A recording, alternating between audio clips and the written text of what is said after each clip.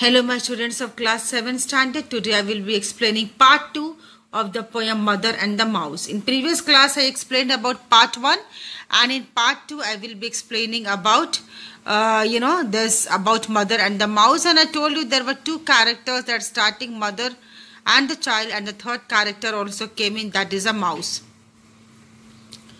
Now look at this. In part 2 there are totally 5 stanzas.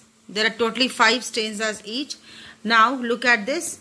Now this one, I picked a broom and shooed at it.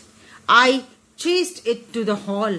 I almost whacked it sharply for driving mommy up that wall.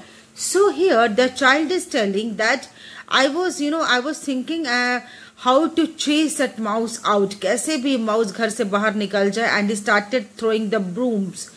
So students, finally mama, something came out from her mouth and she told, I don't like mice, she whispered, her big eyes round with fear. Okay, this line is being repeated every time in almost all the stanzas which we have seen. Mom, she told, surprisingly she uttered something from her mouth and told, looking at her son, I don't like mice, and I'm very much afraid from this mice. I felt like superheroes do, so glad I was near. So the child, he looked at his mom as if the hero saved something, and he started telling to mom, do not fear when I am near. You do not have to be fear of anything when I am there. Look at the mouse. The mouse ran away. I chased the mouse out of the house. Now you cannot see mouse anywhere, and the mouse will not be seen again from your sight. That he means to say, and he was acting like a hero. I told her not to worry, with the mice I was at war. So he thought that the child was behaving as if he fought a war, like World War I or World War II. He fought a war and he was behaving like a hero, and he has done something very brave. And he was very happy that he was able to save his mom. I promised her that she would be safe, for that's what children are for.